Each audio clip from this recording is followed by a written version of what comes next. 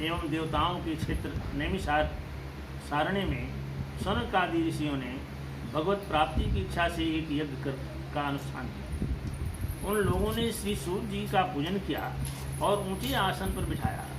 ऋषियों ने कहा, सूर्य जी, आपने पुराण और शास्त्र का अध्ययन किया है। आप कृपा कर बतलाइए कि उन शास्त्रों और पुराणों में कलयुगी जीवों के परम कल्याण का सहज साधन क्या है। आप अपनी बुद्धि से उसका सार निकालकर प्राणियों के परम कल्याण के लिए हमें सुनाइए, जिससे अंतःकरण की शुद्धि प्राप्त हो। बुद्धिमान सूर्य जी सर्वप्रथम प्रभु अपनी योग माया से स्वच्छंद लीलाएं करते हैं। सूर्य जी कहते हैं कि सर्वप्रथम प्रभु अपनी योग माया से स्वच्छंद लीलाएं करते हैं। उन श्री हरि की मंगलमयी अवतारों व कथाओं का वर्णन कीजिए। हम लोग कलयुग को आया जानकर वैष्णव क्षेत्र में संकल्प करके बैठे हैं कि हमें श्री हरि की कथाएं सुनने का अवसर प्राप्त हुआ। यह कलयुग अंतःकरण की पवित्रता और शक्ति का नाश करने वाला है। कलयुग का प्रभाव है कि अंतःकरण की पवित्रता और शांति का नाश, शक्ति का नाश हो जाता है। उसमें आप कितना भी उद्योग करें, कोई न कोई चीज़ ऐसी आ जाती है जिससे मन उद्वेगित हो जाता है और आदमी शांत हो जाता है। इसलिए भगवत कथा और भगवत भक्ति का महात्म बता रहे हैं। सूर्य जी कहते हैं कि जिस समय श्री सुखदेव जी का यज्ञोपवीत संस्कार हुआ था, जनेऊ धारण किया था, यज्ञोपवीत संस्कार भी नहीं हुआ था, उन्हें अकेले ही संन्यास लेने का उद्देश्य से जाती हुई देखकर उनके पिताजी व्यास ने विरह से कातर होकर पुकारा, बेटा बेटा मत जाओ। उस समय तन्मय होने के कारण श्री सुखदेव जी की ओर से वृक्षों ने उत्तर दिया। अब उनको वैराग्य पैदा हो गया सुखदेव जी को। सुखदेव जी वेद व्यास जी के पुत्र, उनको वैराग्य हो गया। बोले इस संसार में तो कष्ट ही कष्ट है, द्वेष ही द्वेष है, एक दूसरे से टीका टिप्पणी, निंदा परनिंदा सब करना पड़ता है, झूठ बोलना पड़ता है और शांति मिलती नहीं। तो उन्होंने कहा कि भगवत भक्ति के लिए मैं अब यहाँ से वन को जाता हूँ। वन जाने के लिए जब तैयार हुए तो जब तक उनकी आयु कम थी, यज्ञोपवीत नॉर्मली 12 साल के ऊपर की जाती है। 16 साल की आयु में यज्ञोपवीत होता है, ये उसके पहले बाल्यावस्था कहलाती है। इसके बाद यज्ञोपवीत उनका हुआ नहीं था और उन्होंने ये निश्चय किया कि मैं संन्यास ले लूँगा और परमात्मा का भजन करूँगा, संसार से अलग हो जाऊँगा। वो जाने लगे तो उनके पिता व्यास जी ने बड़ा दुखी होकर कहा कि हे बेटा, तुम मत जाओ। लेकिन वो भगवान के ध्यान में मस्त थे, मगन होकर चले जा रहे थे, इसलिए उन्होंने बात सुनी नहीं। उनकी तरफ से वृक्षों ने जवाब दिया, उत्तर दिया, वह श्रीमद् भागवत अत्यंत गोपनीय रहस्यात्मक पुराण है और सब वेदों का सार है। इस संसार और अंतःकरण के समस्त विकारों पर विजय प्राप्त करने वालों को इस श्रीमद् भागवत महापुराण का पाठ करना चाहिए, क्योंकि यह पुराण श्री कृष्ण के संबंध में है। इसका भली प्रकार पाठ करना चाहिए। इस कारण भली भांति आत्मशुद्धि हो जाती है। श्रद्धालु मुनिजन भागवत श्रवण से प्राप्त ज्ञान वैराग्य भक्ति से हृदय में परम तत्व रूप भगवान परमात्मा का अनुभव करते हैं। एकाग्र मन से भक्तवत्सल भगवान का ही नित्य निरंतर श्रवण और कीर्तन तथा ध्यान करना चाहिए, जिससे रजोगुण और तमोगुण के भावों से काम, क्रोध और मोह आदि का अंत हो जाता है। प्रकृति के 3 गुण हैं, सत्य, रज और तम। इनको स्वीकार करके इस संसार की स्थिति, उत्पत्ति और प्रलय के लिए परमात्मा ही विष्णु, ब्रह्मा और रुद्र के 3 नाम ग्रहण करके भगवान श्री कृष्ण ने अपनी गुणमयी माया से स्वर्ग के आदि में संसार की रचना की थी। ये सत्य, रज और तम तीनों गुण उसी माया के विलास हैं। भगवान के अवतारों का वर्णन है। श्री सूर्य जी कहते हैं कि सृष्टि के आदि में भगवान ने लोकों के निर्माण की इच्छा थी। भगवान ने महत्तत्व आदि से निष्पक्ष पुरुष रूप ग्रहण किया। 10 इंद्रियां, 1 मन, 5 भूत कलाएँ थीं। जल में शयन करते हुए योग निद्रा का विस्तार नाभि सरोवर से एक कमल प्रकट किया। कमल से ब्रह्मा जी उत्पन्न हुए। भगवान ने विराट रूप के अंग में समस्त लोगों की कल्पना की। भगवान का यही पुरुष रूप नारायण कराया। इसी रूप से पशु पक्षी और मनुष्य आदि योनियों की सृष्टि। भगवान जब शुरू में सृष्टि बनाने लगे तो उन्होंने विचार किया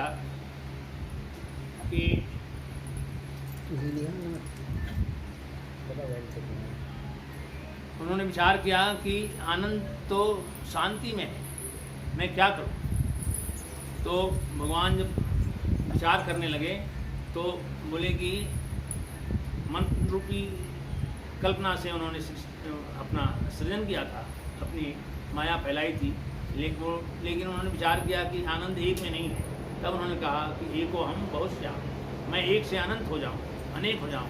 तब उन्होंने पर्वतों का सृजन किया, सृष्टि के पेड़ पौधे पैदा किए, जीव जंतु पैदा किए, तरह तरह के पक्षियों को बनाया, तरह तरह के जीवों को बनाया। इस तरह से भगवान ने सृष्टि का सृजन किया और स्वयं जो है वो नारायण का रूप धारण करके भगवान जो है पहले कौमार्य सर्ग में नरक, सनक, सनंदन, सनातन और सनत कुमार ब्राह्मणों के रूप में भगवान ने अवतार ग्रहण किया। ये भगवान के 4 रूप, पहला रूप क्या है भगवान का, वो नारायण का। उन्होंने 4 रूप बताया, उसमें सनक, सनंदन, सनातन और सनत कुमार ये ब्राह्मण के रूप में आए थे, इसलिए इनको ब्रह्मा का अवतार सनातन संतान मानते। रसातल में गई हुई पृथ्वी को निकालने के लिए भगवान ने सूकर रूप धारण किया।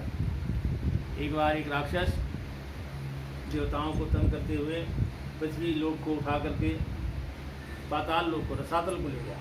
तब वो जल से कौन निकाले, भगवान ने बराह रूप का धारण किया और हिरणाक्ष था, हिरण्यकशिपु का भाई हिरणाक्ष था, उसको मार करके और उसको हरा करके भगवान ने पृथ्वी को ऊपर लाकर जल पर स्थान पर रख दिया।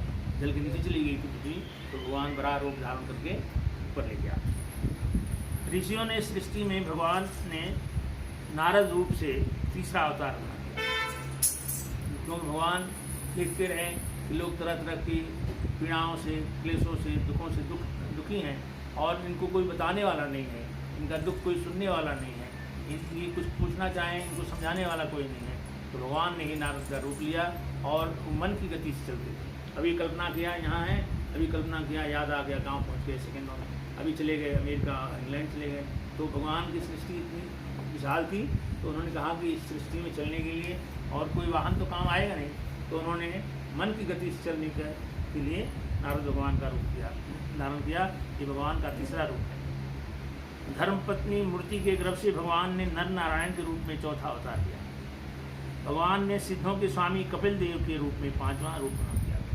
भगवान कपिल देव हुए, माता रहती थी अत्रि और देवहूति थी। देवहूति की एक बार महर्षि ने कहा कि देवी, अब गृहस्थी में रहते हुए बहुत समय हो गया, अब मैं इस संसार से विरक्त होना चाहता हूँ, तो मैं जंगल को जा रहा हूँ। और उसमें कपिल मुनि का जन्म हुआ था। तो देवहूति दुखी हो, प्रभु आप हमारे पालन करता हैं, आप चले जाएंगे तो मेरा कौन, कैसे उद्धार होगा, मैं बच्चे को लेकर कहाँ रहूँगा। तो उन्होंने कहा भाई देखो, मैंने मोह माया सब छोड़ दिया है, अब तुम अपना संभालो और मैं अब जा रहा हूँ। तो वो छोड़ करके माता देवहूति को चले गए। महर्षि कपिल धीरे धीरे बड़े हुए। माँ दुखी रहती थी, काम करती थी, मन में हर समय ख्याल आता था मेरे पति चले गए, मैं कैसे संसार में रहूँगी, कैसे बच्चे का पालन पोषण करूँगी। महर्षि कपिल ने कहा माँ तुम बहुत दुखी क्यों रहती, क्या बात। तो माता ने कहा बेटा, पिता तुम्हारे अपना परलोक सुधारने के लिए, परलोक सुधारने के लिए चले गए जंगल को, अब मैं अकेले क्या करूँ। उन्होंने कहा माँ आप चिंता मत करो, आप देवी हैं, आप सर्वसमर्थ हैं, आप जननी हैं, हमारी जन्मदाता हैं, मैं आपको इसी रूप में यहीं आपको वो ज्ञान दूंगा। इसके लिए पिता इतनी तपस्या करेंगे, वो नहीं प्राप्त कर सकते वो शक्ति, वो ज्ञान, वो परमात्मा की साधना, मैं आपको यहीं बताऊँगा। तब उन्होंने भगवान कपिल ने माता देवहूति का कल्याण किया था और उनको ज्ञान दिया था। तो भगवान का ये 5वां रूप जो है कपिल देव रूप में जन्म किया। अनुसुईया के वर मांगने पर भगवान ने अत्रि का संतान दत्तात्रेय के रूप में छठा अवतार लिया। प्रहलाद को ब्रह्म ज्ञान का उपदेश दिया। माता अनुसुईया अत्रि ऋषि की पत्नी थी, जो चित्रकूट में जिन्होंने अनुसुईया आश्रम बनाया है, और वहाँ पर उन्होंने अपनी तपस्या के बल से वो नदी मंदाकिनी का, जिसका महात्मा गंगा जैसा ही है, उन्होंने लोगों को उद्धार करने के लिए, ऋषि मुनियों को जल पिलाने के लिए और सुखी गिराने के लिए तपस्या में, ऋषि मुनि सब जंगल था, वो वहाँ लोग तपस्या किया करते थे, रहते थे लोग।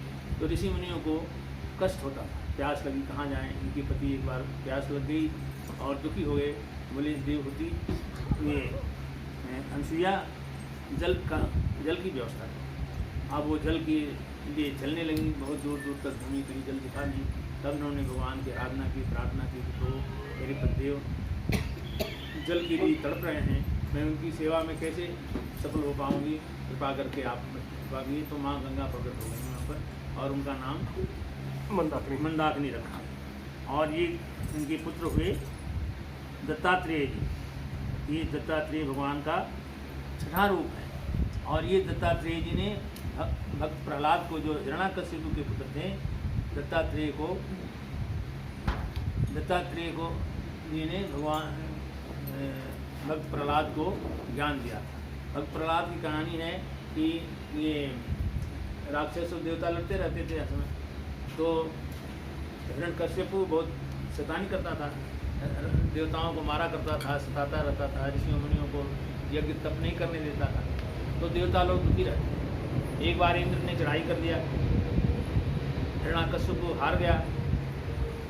हिरण्याकश्यपु उस समय कहीं तपस्या के लिए चला गया, तपस्या के लिए चला गया, राक्षस अकेले थे, तो इंद्र तगड़े पड़ गए और हरा दिया।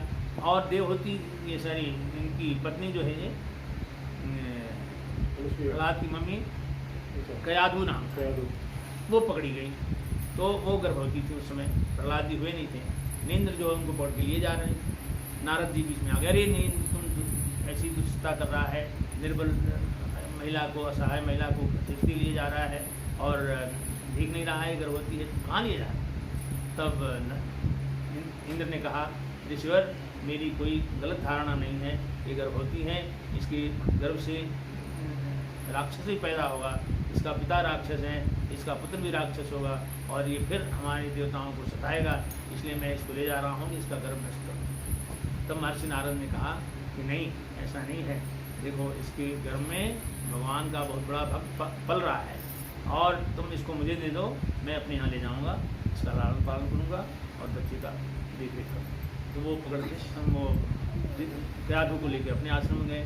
तो कयाधु ऋषि की रोज़ सेवा करती थी, आश्रम में रहती थी और रोज़ कथाएं सुनती थी, भगवान की चर्चाएं, भगवान की महात्मा सुना करती थी। तो उनके गर्भ में जो भक्त प्रहलाद जी पल रहे थे, वो उन कथाओं को सुन करके भगवान की प्रति उनकी सच्ची निष्ठा पैदा हो गई गर्भ से ही, और वो गुरु दत्तात्रेय जी के उपदेश से भगवान की भक्ति प्राप्त किया उन्होंने, और भगवान के दर्शन कराकर बहुतों का कल्याण किया। रुचि प्रजापति की स्त्री आकृति के गर्भ में भगवान ने युसग्ग के रूप में 7वां अवतार काम किया था। अपने पुत्र याम और आदि देवताओं के साथ स्वयं भो मनवंतर की रक्षा की। राजा नाभ की स्त्री मेरु देवी की गर्भ से ऋषभ देव के रूप में भगवान ने 8वां अवतार काम किया। ऋषियों की प्रार्थना से राजा पृथु के रूप में भगवान ने 9वां अवतार ग्रहण किया था। वही भगवान पृथु के नाम से ये सूर्यवंश में भगवान राम के पूर्वज थे पृथु, और इन्हीं के नाम पर इस धरा का नाम पृथ्वी रखा गया। उनके नाम से ये पृथ्वी, ये ऋषियों की प्रार्थना से राजा पृथु ने के रूप में भगवान ने 9वां अवतार ग्रहण किया था। चाक्षुष मनवंतर के अंत में जब सारी त्रिलोकी समुद्र में डूब रही थी, तब भगवान ने मत्स्य रूप में 10वां अवतार। एक बार सृष्टि ऐसे ही डूबने लगी थी जल में, तो भगवान ने मछली का रूप धारण करके पृथ्वी को ऊपर किया और जल से डूबने से बचाया। समुद्र मंथन के समय भगवान ने कच्छप रूप में 11वां अवतार ग्रहण किया था। मंदराचल को अपनी पीठ पर धारण करके समुद्र का मंथन कराया। देवताओं में और देवों में हर समय बहस होती रहती थी, युद्ध चलता रहता था। तो एक बार हुआ, भगवान की दोनों आराधना करने लगे, देव भी गए और राक्षस भी गए। उन्होंने भगवान से प्रार्थना की, प्रभु हम अमर होना चाहते हैं। तो भगवान ने कहा कि समुद्र का मंथन करो और उसमें से अमृत निकलेगा, जो उस अमृत को पी लेगा वो अमर हो जाएगा। तो समुद्र मंथन की तैयारी हुई। तो समुद्र मंथन के लिए मंदराचल पर्वत को बनाया गया डंडी, और उसको हिलाने के लिए बासुकी नाग को बनाया गया रस्सी, और एक तरफ देवता लगे, एक तरफ असुर लगे, और एक दोनों खींचने लगे। तो जैसे मथनी दही मलते हैं, तो उसके लिए हुआ कि भाई अभी कहाँ टिकेगी मंदराचल पर्वत, कहाँ टिकेगा। तो भगवान ने फिर कछुए का रूप धारण किया और उनकी पीठ के ऊपर वो मंदराचल पर्वत रखा गया, और उससे समुद्र मंथन हुआ। और फिर उसमें से गरुड़ निकला, सुवर्ण कन्या निकला, हलाल निकला, और वो भगवान शंकर ने पिया था, और उसी से अमृत निकला था जिसे राहु चुरा के लेके जा रहा था। फिर भगवान ने उससे रक्षा की, देवताओं को दिया, और राहु पी करके फिर मर गए। ये समुद्र मंथन की कहानी अभी आगे आएगी। मंदराचल पर्वत पीठ पर धारण करके मंथन करवाया, और भगवान धन्वंतरी के रूप में 12वां अवतार करके कराया। धन्वंतरी भगवान रूप देखे कि लोग तरह तरह के रोगों से दुखी हो जा रहे हैं, रोगी हो जा रहे हैं, कैसे इनका इलाज। तो भगवान ने स्वयं ही धन्वंतरी का रूप धारण करके तरह तरह की जड़ी बूटियों का सृजन किया, वो पैदा की, उससे तरह तरह के रोगों का निदान करने का रास्ता बताया। वो धन्वंतरी जी 12वां भगवान का अवतार है। भगवान ने मोहिनी रूप में 13वां अवतार ग्रहण किया, और देवताओं को अमृत पर अपने हाथों से पिलाया। अब वो क्या हुआ, वो राक्षस अमृत जब निकला समुद्र मंथन से, तो एक राक्षस बैठे रहे, और राक्षस लेकर भाग दिया। तो आगे भाई आप लोग सब बैठ जाओ और सभी को पिलाऊंगा। तो देवता एक तरफ बैठे, राक्षस एक तरफ बैठे। तो वो राहु ने देखा कि ये तो देवताओं के पक्ष में चला जाएगा, हम लोगों को मिलेगा नहीं, तो वो लेके भाग निकला। तो भगवान ने उसको बचाने के लिए मोहिनी रूप धारण किया। आराम से बैठे, मोहिनी रूप धारण करके भगवान ने उसको लुभा लिया, और कहा कि जो मेरे साथ प्यार करेगा मैं उसके साथ उसको वर्ण करूँगी। मोहिनी रूप धारण करके उसमें फिर वो उन्होंने अमृत को उससे छीन लिया और देवताओं को पिला दिया।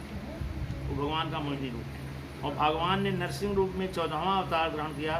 दैत्यराज हिरण्यकश्यप को नाखून से फाड़ कर उनका उद्धार किया और प्रहलाद की रक्षा की। ये जो प्रहलाद, यही प्रहलाद जो बताए वो प्रहलाद पढ़े हुए, तो उनको हिरण्यकश्यप ने तरह तरह के कष्ट दिए।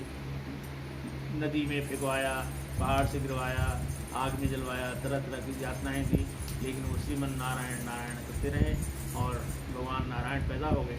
पिता क्रुद्ध हो गए और वो उनका विरोध करते थे, बोलते मैं भगवान हूँ, तुम किस भगवान हो? भगवान विष्णु को वो कहते सर्वसमर्थ हमारे पिता विष्णु हैं और आप तो उन्हीं की संतान है, पैदा की है, लेकिन वो मानते नहीं थे। बोले मैं सबसे बड़ा विष्णु मेरे सामने कुछ नहीं। तो उन्होंने कहा नहीं पिताजी, भगवान तो सर्वत्र है, आप देख नहीं रहे हैं। और उस पर वो नाराज़ रहते थे, उनको बहुत तरह से यातनाएँ दिया बच्चे को।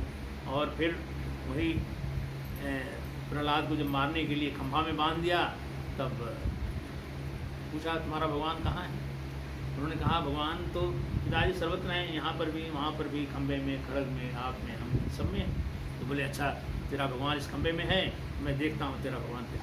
उनको खंभे में बतवा दिया प्रहलाद जी को, और हिरण्यकश्यप ने तलवार मारा तो भगवान ने तलवार से खंभे पर तलवार लगी, प्रहलाद को बचा लिया और खंभे से फाड़ के उसने वरदान ले लिया था कि मैं दिन में न मरूँ, रात को न मरूँ, घर में न मरूँ, बाहर न मरूँ। तो भगवान ने वो समय लिया, संध्या बेला में, न दिन था न रात थी, दरवाजे के बीच में, न घर में था न बाहर में था, और वहाँ उसको ज़मीन पर नहीं अपने न पशु मार पाया न इंसान मार। अब वो रूप उन्होंने नरसिंह का बनाया कि न वो मनुष्य ही रहा न पशु रहा। तो उन्होंने आधा शरीर उनका नर का और आधा सिंह का, इसलिए नरसिंह भगवान उन्होंने फिर अपने कोई औजार भी नहीं प्रयोग किया, उन्होंने अपने हंसने से ही उसकी पेट को फाड़ दिया, उसकी मुक्ति दी उसको भगवान। तो वो भगवान नरसिंह भगवान का रूप धारण किया। भगवान ने वामन रूप में 15वां अवतार ग्रहण किया था। दैत्यराज बलि के यज्ञ में जाकर के 3 पग में पूरी भूमि नाप दी। बलि बहुत बड़े दानी थे, वो दानवीर कहलाए, और उनकी प्रतिज्ञा थी कि जो भी पूजा करने के समय व्रत या जो भी संकल्प ले लेते थे ब्राह्मण को यज्ञ को देने, किसी को देना है, तो वो अपने प्रण को निभाने के लिए हमेशा तत्पर रहते थे। एक बार भगवान बालक का रूप पकड़ करके वामन रूप में आ गए, 52 उंगली का शरीर बना कर, और इनको उनके पास आ गए, भिक्षाम दी। तो बलि ने कहा कि ब्राह्मण देव क्या चाहिए आपको?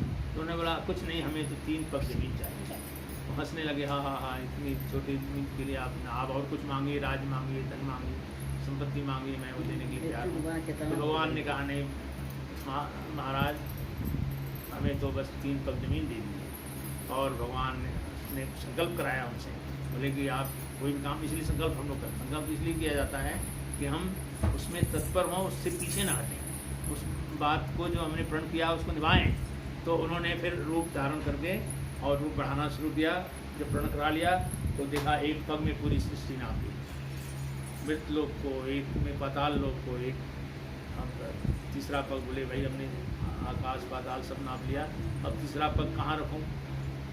तो बोले भगवान अब तीसरा पग तो आप मेरे सिर पर रखो। तीसरा पैर उन पर रखा, वो पाताल लोक को चले गए। बोले तुम दानी हो, मैं महादानी हो, महादानी हो, दानवीर हो, इसलिए तुमको पाताल लोक का राजा बना। राजा बलि जो है वहाँ जा करके पाताल लोक को 3 को भूमि दान करके पाताल। भगवान ने परशुराम रूप में 16वां अवतार ग्रहण किया था। राजा लोगों को अगर वो महादानी थे तो फिर उनको पाताल लोक का ही क्यों बनाया गया? पाताल, क्योंकि वो सब दान दे दिया, दान दी हुई चीज़ ली नहीं जाती। जब आपने किसी चीज़ को कोई दान दे दिया तो वहाँ आपका रहने का हक नहीं, वो उसमें आपका कोई नहीं बनता। वो एक बार दान दिया तो उस पर आपका अधिकार नहीं है। इसलिए माता पिता कन्यादान करते हैं। कन्यादान करते हैं तो माता पिता का पुत्री के ऊपर अधिकार खत्म हो जाता है। वो पुत्री जो है जहाँ जाती है वहाँ की हो जाती है, और उसके सास ससुर उसके माता पिता हो जाते हैं, पति ही उसका देवता हो जाता है, और माता पिता जो है दूसरे जो है रक्षा करने के लिए आ जाते हैं। तो इसलिए दान किया उन्होंने, सृष्टि दान कर दी, पाताल लोक दान कर दिया, और पृथ्वी लोक, मृत्यु लोक, स्वर्गलोक और ये सतलोक, मृतलोक, पाताल लोक। तो वो पाताल लोक को चले गए क्योंकि उनको और कहीं जगह मिली नहीं, उनकी सारी संपत्ति दान कर दी थी, तब उनके लिए जगह नहीं थी, इसलिए उनको पाताल लोक। भगवान परशुराम ने 16वां अवतार ग्रहण किया।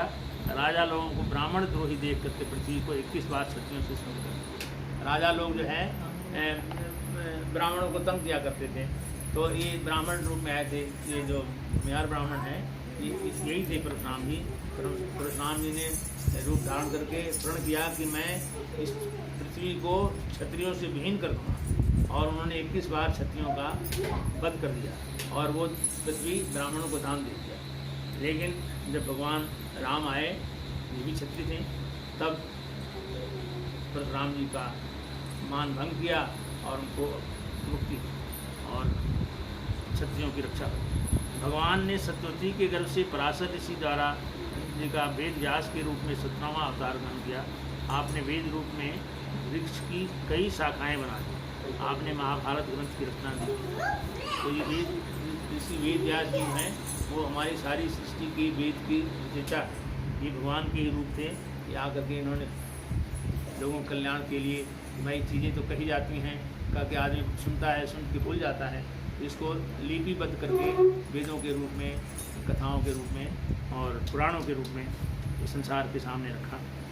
और ये भगवान का 17वां रूप कहलाए।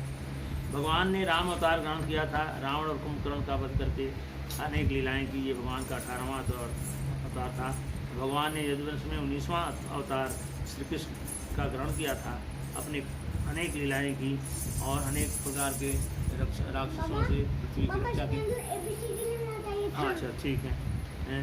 अनेक लीलाएं की। भगवान ने यदुवंश में 20वां अवतार बलराम के रूप में अंश अवतार ग्रहण किया था। कलयुग आ जाने के बाद मगध देश बिहार में अजय के पुत्र के रूप में अवतार ग्रहण करेंगे। वो कल की अवतार होगा और कलयुग का अंत समीप होगा। तब जगत के रक्षक भगवान विष्णु का अवतार यश नाम से ब्राह्मण के घर में कल के रूप में होगा। व्यास जी का संतोष। सूर्य जी कहते हैं कि वर्तमान चतुर्युगी के तीसरे युग द्वापर में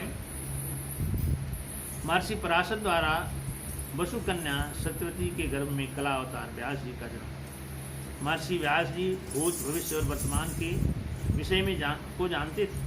श्री व्यास जी के द्वारा ऋग, यजुः, साम और अथर्ववेदों का उद्धार हुआ। व्यास जी ने महाभारत ग्रंथ की रचना की। भगवान वेद व्यास जी ने वेदों के समान भगवत चरित्र परिपूर्ण भागवत श्रीमद् भागवत महापुराण को लिखा। नारद जी के जीवन पर असंतोष हुआ। नारद जी का पूर्व चरित्र बता रहे हैं कि सूर्य जी कहते हैं कि एक समय की बात है जब श्री व्यास जी ने वेदों का विभाजन कर रहे थे, तब श्री नारद जी पधारे। नारद जी को आया हुआ देखकर व्यास जी तुरंत उठ खड़े हुए। उन्होंने देवताओं के द्वारा सम्मानित देवर्षि नारद जी की पूजा की। व्यास जी ने कहा, आप ब्रह्मा जी के मानस पुत्र हैं और आपका ज्ञान अगाध है। आप अपने पूर्व जीवन काल का हाल और चरित्र बतलाने की कृपा करें। क्योंकि लिख रहे थे, बोले अब आप स्वयं आ गए हैं तो आप अपनी पीछे के जन्म की कहानी बताएं और मुझे लिखने में मदद करिए। कृपा। व्यास जी और नारद जी का आपस में ज्ञान, शास्त्र और अन्य शास्त्रों की बातें हैं। नारद जी व्यास जी से कहा कि मैं अपनी अकेली दासी माँ के साथ रहता था। दासी माँ रहता था। मैं समय पाकर इधर उधर खेलता फिरता था और ऋषियों के आश्रम में जाता रहता। उनके उपदेश सुना करता था। इनकी माता दासी थी, सेवा करती थी। ऋषि मुनियों के झाड़ू लगा देना, उनके बर्तन साफ कर देना, उनके आश्रम में फूल पर लगा देना, बना देना और तरह तरह की सेवाएं करती रहती थी। तो वहाँ नारद जी बोल रहे थे, मैं जब उनके गर्भ से पैदा हुआ तो मेरी माँ दासी थी और मैं घर घर घूम घूम करके ऋषियों मुनियों के यहाँ जा करके उन्हीं के आश्रम में खेला करता था, उनके उपदेश सुना करता था तथा उनका झूठा भोजन जो मिल जाता था वही खा लेता था। उन ऋषियों की संगत से मेरे हृदय में ज्ञान उत्पन्न हुआ। विदूषण प्रसाद खाने से मेरे हृदय में ज्ञान उत्पन्न हुआ। कुछ समय बाद मेरी दासी माँ को सर्प ने डस लिया, उसकी मृत्यु हो गई। पर मैं अकेला ही घूमता फिरता था। एक दिन सत्संग द्वारा मुझको ज्ञान प्राप्त हुआ। तपस्या करने को उत्तर दिशा को चला गया। वहाँ जाकर एक पीपल के पेड़ के नीचे बैठकर भगवान में धीरे धीरे ध्यान लगाने लगा। कुछ समय बाद तपस्या के कारण मुझको मेरे हृदय में भगवान के दर्शन हुए। इसमें घी डाल देना, घी समय से डाल दिया करो, हरा दिया। मुझको मेरे हृदय में भगवान के दर्शन हुए। भगवान ने कहा कि मन को शांति और मोक्ष प्राप्त करना कठिन है। भगवान ने मुझे आदेश दिया, उसी के अनुसार क्रियाएं की। समय आने पर मेरी मृत्यु हो गई। भगवान की कृपा से मुझे सद्गति प्राप्त हुई। व्यास जी सुनो, भगवान जब क्षीर सागर में शयन करते थे तब ब्रह्मा जी ने कमल दंडी का अंत प्राप्त करने के लिए संपूर्ण सृष्टि को समेटकर कमल की दंडी में होकर प्रवेश करने लगे। तब मैं, नारद बोलते हैं, तब मैं उनके श्वास से उनके हृदय में प्रवेश कर गया। 1 सहस्त्र चतुर्युगी बीत जाने पर भी ब्रह्मा जी जागे। उन्होंने सृष्टि रचना करने की इच्छा प्रकट की। ब्रह्मा जी ने हताश होकर अपनी इंद्रियों से मरीच आदि ऋषियों के साथ मुझे प्रकट किया। नारद जी ने कहा कि उसी समय से तीनों लोकों में बाहर भीतर बिना रोक टोक के विचरण करता रहता, क्योंकि वो सांस के माध्यम से चले गए और वो सांस तो कोई भी कहीं भी लेता रहता है, वही कोई रुकावट नहीं बोलते। तब चम्मच ला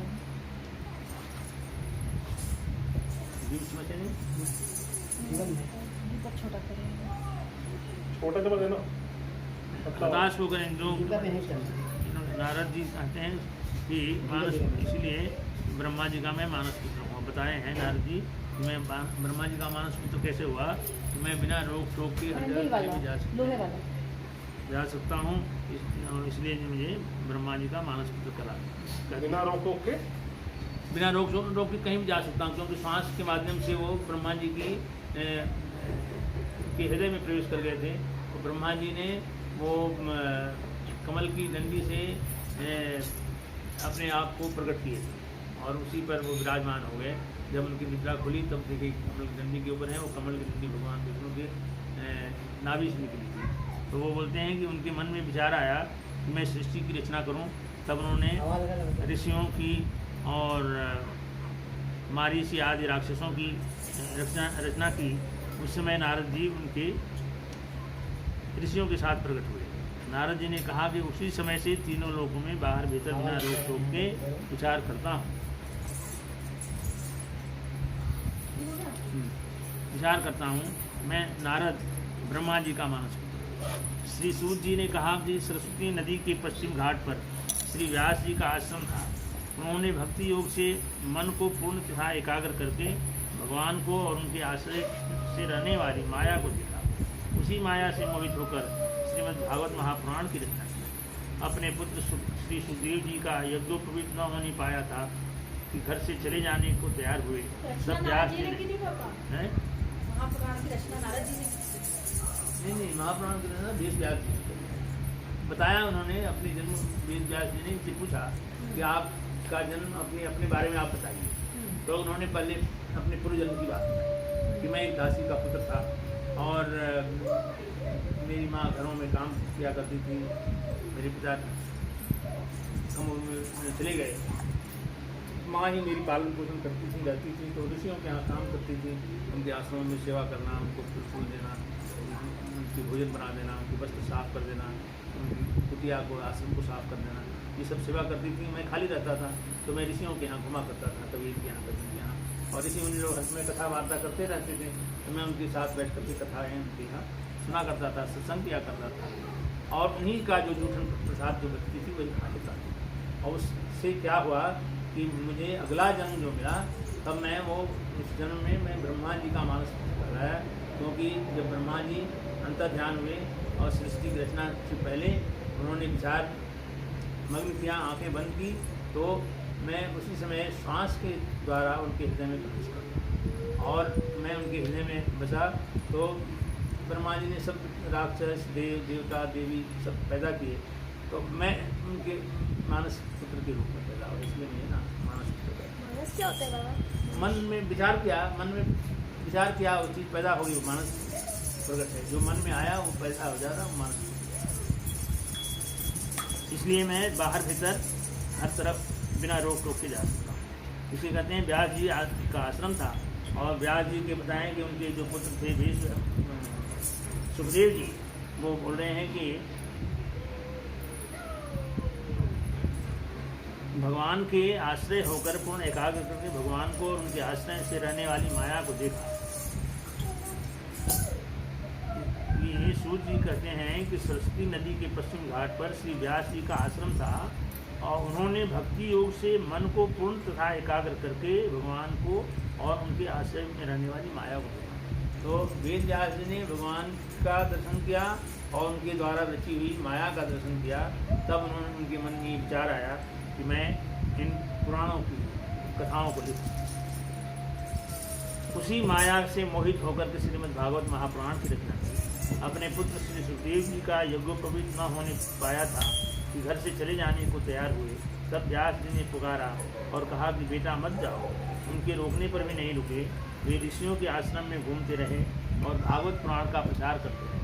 श्री व्यास जी ने महाभारत शास्त्र को भी लिखा, उसी के अनुसार महाभारत युग से पूर्ण। ये सब चीज़ें पहले पूर्व नियोजित थी। जैसे महर्षि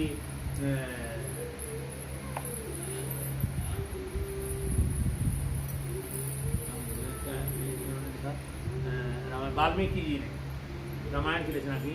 तो भगवान कैसे पैदा होंगे, भगवान पैदा होंगे तो कौन कौन सी घटनाएं होंगी, कहाँ कहाँ उनको वन में जाना पड़ेगा, कहाँ ऋषि मुनियों के साथ रहना पड़ेगा, और उसके बाद कैसे सीता जी का हरण होगा, सीता जी के हरण के बाद कैसे वो आएंगी, उनका राज तिलक होगा, राज तिलक के बाद उनका कैसे फिर बिछोह होगा, उनको जंगल छोड़ दिया जाएगा और उनके पुत्र नल और कुश उनका पालन होगा, और फिर कैसे वो जाएंगी और फिर पृथ्वी में प्रवेश कर जाएंगी। तो ये सारी कथाएं महर्षि ने अपनी आत्मदृष्टि से देख करके और वो लिखा था। तो उसी तरह से इन्होंने भी, वेद व्यास जी ने भी ये सारी आगे पीछे की बातों को जानते हुए इन्होंने महाभारत की रचना की और उसी के अनुसार महाभारत का भी लिखा। अश्वत्थामा द्रौपदी के पुत्रों को मारा जाना, अर्जुन द्वारा अश्वत्थामा का मान बना। सूत जी कहते हैं कि महाभारत युद्ध में जब घमासान लड़ाई हो रही थी तब भीम ने अपनी गदा से दुर्योधन की जांघ तोड़ दी। अश्वत्थामा ने जब यह सुना तब उसको क्रोध आया। उन्होंने इसका बदला लेने के लिए द्रौपदी के सोए हुए पुत्रों का सिर काटकर दुर्योधन के पास लाए। दुर्योधन इस घटना को जहर का घूंट की तरफ पीकर चुप रहा। अश्वत्थामा ने ब्रह्मास्त्र से आक्रमण किया। भगवान के आदेश से अर्जुन ने भी ब्रह्मास्त्र के विपरीत दूसरा ब्रह्मास्त्र छोड़ा। दोनों ब्रह्मास्त्र टकरा गए। इस घटना से चारों तरफ लपटें फैल गई, आग आग हो गई। सब लोग अंधकार से बड़े दुखी होने लगे। तब अर्जुन ने दोनों ब्रह्मास्त्रों को वापस लौटा लिया। अंत में झपटकर अश्वत्थामा को पकड़कर बांध दिया और द्रौपदी के पास ले गया। द्रौपदी ने उसे जीवित छोड़ दिया। द्रौपदी ने उसके सिर पर नाचने का प्रण किया था। वह प्रण पूरा न कर उसे जीवन दान दे दिया। अर्जुन ने उसका सिर मुड़ा करके और उसकी मणि अश्वत्थामा के सिर से उतार ली, जिससे उसका ब्रह्म तेज समाप्त हो गया। यही ब्राह्मणों का वध समझा जाता है। इसकी कहानी है कि द्रौपदी के साथ इन्होंने बड़ा अत्याचार किया। अश्वत्थामा इनकी गुरु के पुत्र द्रोणाचार्य, हाँ, द्रोणाचार्य जी। और जिसपे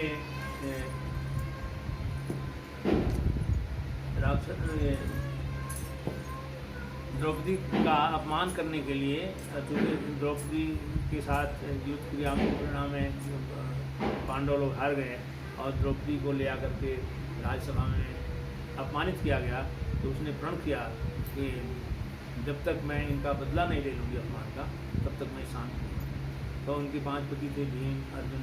बाल नहीं बांधूंगी, हाँ, बाल खुला छोड़ दिया। बाल खुला नहीं छोड़ दिया। बाल बांधने की प्रथा ऐसी तभी चली। बाल खुला छोड़ने का मतलब अब तो थोड़ा फैशन हो गया है, लेकिन पहले लोग बाल बांधते थे। और बाल खुला छोड़ने का मतलब कि आप किसी न किसी तरह से किसी का अहित करना चाहते हैं, इसलिए प्रथा बन गई कि बाल अहित क्या होता है? नुकसान करना, किसी का बुरा करना। तब वो गुस्सा भगवान ने फिर अर्जुन से अश्वत्थामा का वध कराया था। और ये अश्वत्थामा जो है द्रौपदी के पुत्रों को सोए हुए सर काट दिया। ये उसका बदला लेने के लिए। वो कथा भी तो है जो उत्तरा के गर्भ में ब्रह्मास्त्र छोड़ा था। हाँ, तो वो तभी अर्जुन ये भगवान ने वो गर्भ में से उसकी रक्षा की, वो ब्रह्मास्त्र से उसको, और वो अभिमन्यु पे गया।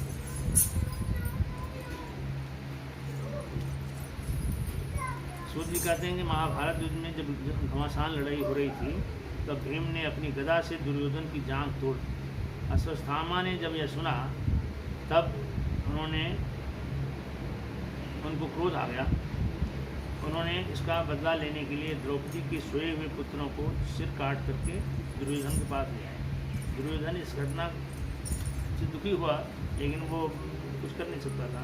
लेकिन क्योंकि वो ये ब्राह्मण थे, अश्वत्थामा ने ब्रह्मास्त्र से आक्रमण किया। भगवान के आदेश से अर्जुन ने भी ब्रह्मास्त्र के विपरीत दूसरा ब्रह्मास्त्र छोड़ा। दोनों ब्रह्मास्त्र टकरा गए। इस घटना से चारों तरफ लपटें पैदा हो गई। सब तरफ अंधकार अंधकार हो गया। लोग बड़े दुखी हो गए। तब अर्जुन ने दोनों ब्रह्मास्त्रों को वापस लौटा लिया।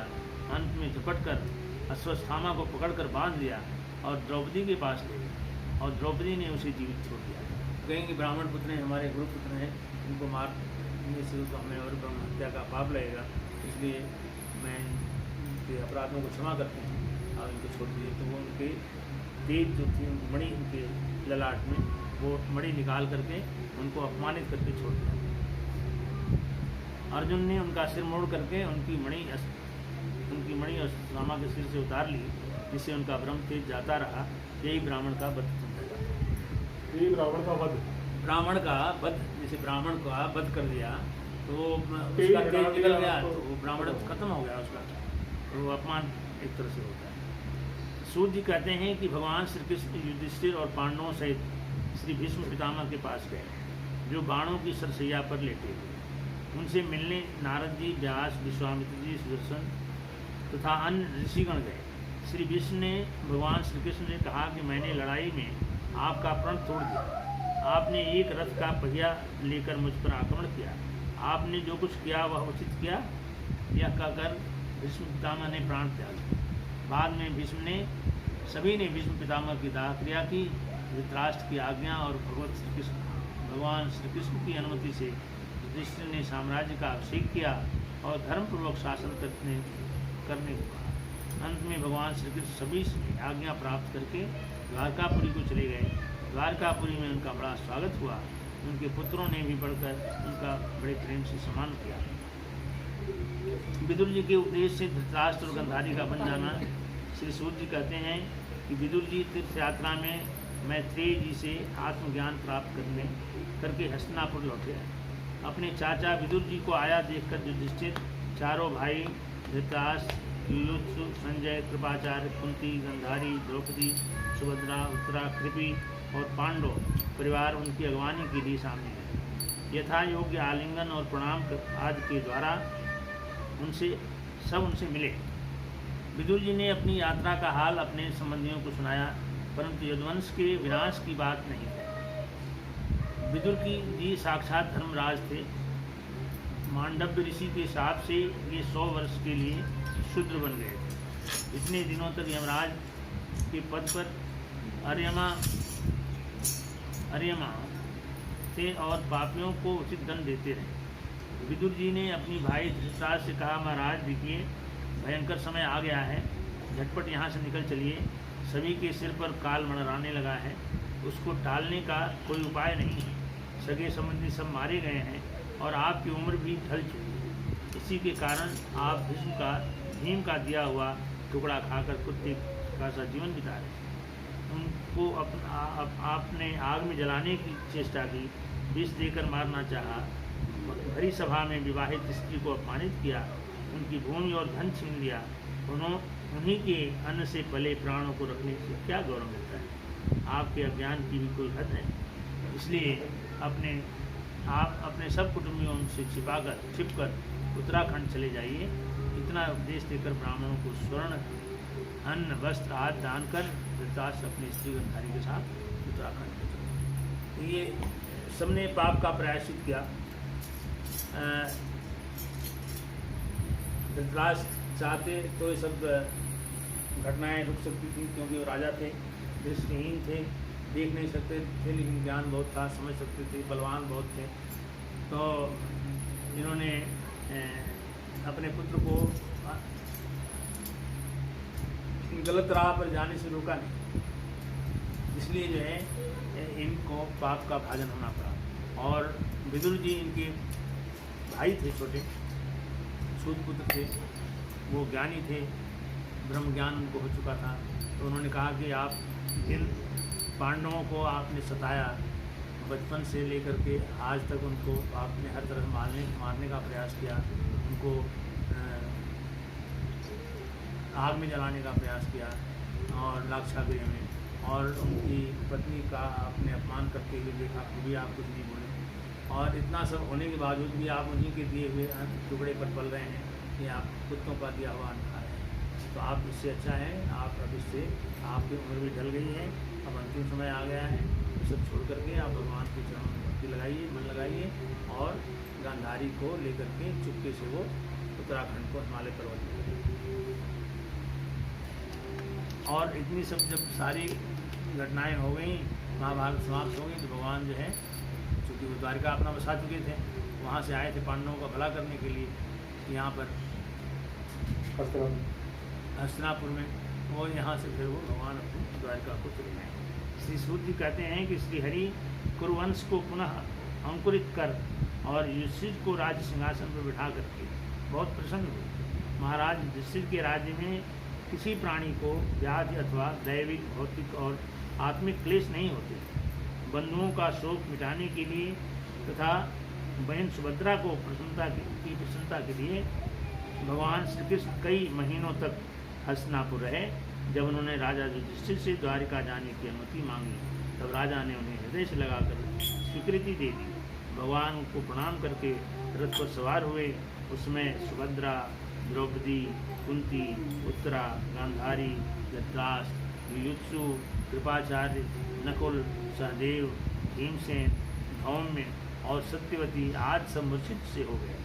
भगवान के चलते समय स्त्रियों के नेत्र आंसुओं से भर आए।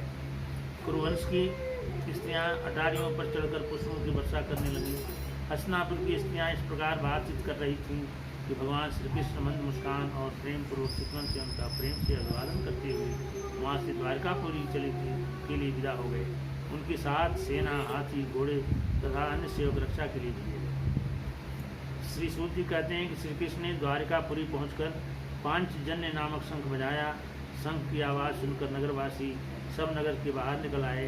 अनेक प्रकार की भेंटों से प्रजा ने श्री कृष्ण का स्वागत किया। नगर के फाटक से महल के दरवाजे और सड़कों पर स्वागतार्थ बंदरबार लगाए गए। जगह जगह पताकाएँ फहराई गईं। सड़कें, बाजार और चौक सुगंधित जल से सींच दिए गए थे। वसुदेव, अक्रूर, अग्रसेन, बलराम, प्रद्युम्न, चारुदेशन और शाम एक गजराज को आगे करके मांगलिक सामग्रियों से सुसज्जित ब्राह्मणों को साथ लेकर के रथों पर सवार होकर के भगवान की अगवानी करने के लिए चले। बहुत से नट, नाचने वाले, गाने वाले, व्रत बखानने वाले, सूत तथा भाट श्री कृष्ण के चरित्रों का गायन करते हुए चले। भगवान श्री कृष्ण ने बंधु बांधवों, नागरिकों और सेवकों को योग्यता के अनुसार अलग अलग सम्मान दिया। द्वारका के राजपथ पर भगवान के ऊपर श्वेत वर्ण का छत्र तना हुआ था। श्वेत चंवर डुलते जा रहे थे। चारों ओर पुष्पों की वर्षा हो रही थी। वे पीताम्बर और वनमाला धारण किए हुए थे। महलों में जाकर पहले माता पिता के चरणों पर सिकट कर प्रणाम किया, आशीर्वाद ग्रहण किया। रानियों के महलों में गए। भगवान को देखकर सबके हृदय में अति आनंद प्राप्त हुआ। बोल वृंदावन बिहारी लाल की जय। अच्युतम केशवम राम नारायणं कृष्ण दामोदरं वासुदेव हरिं। अच्युतम केशवम राम नारायणं कृष्ण दामोदरं वासुदेव हरिं। श्रीधरं माधवं गोपिकावल्लभं जानकी नायकं रामचन्द्रं भजे। अच्युतं केशवं राम नारायणं कृष्ण दामोदरं वासुदेव हरिं। श्रीधरं माधवं गोपिकावल्लभं जानकी नायकं रामचन्द्रं भजे। बोल वृंदावन लाल की जय। भजन गाएंगे। ये मम्मी बत्ती कम कर दी उन्होंने ज़्यादा। ठीक।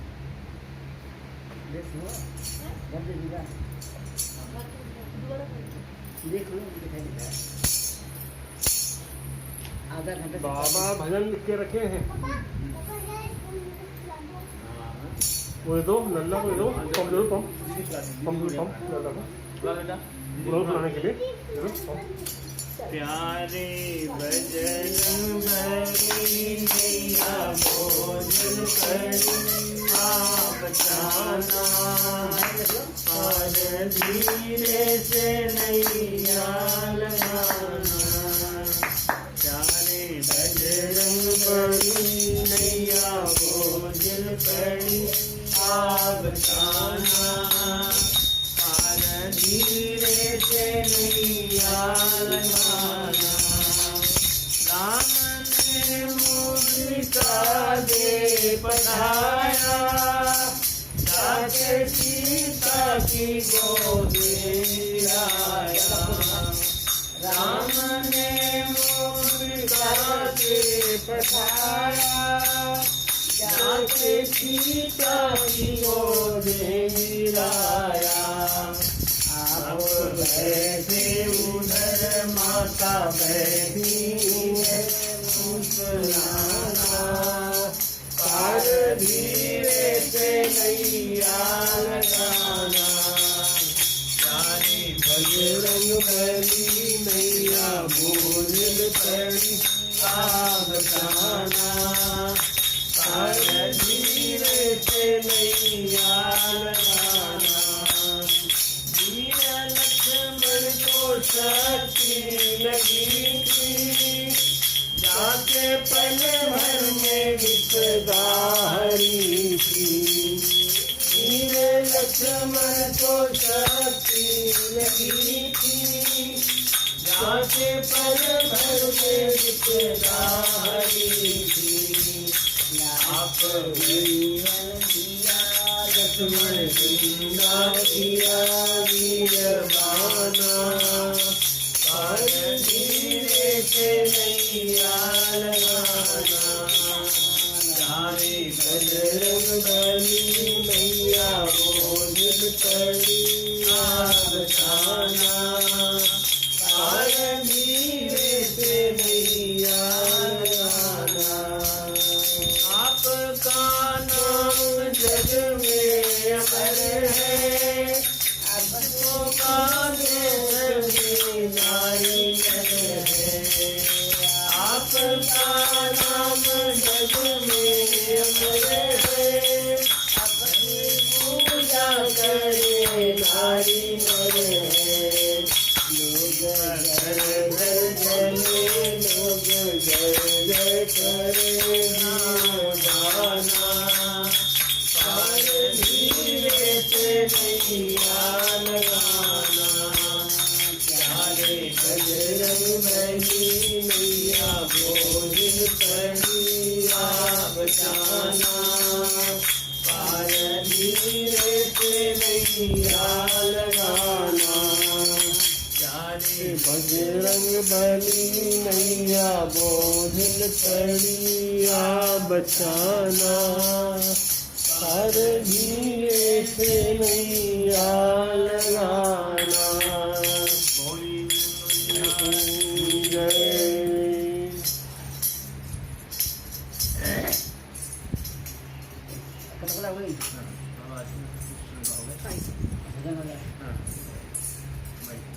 Rồi,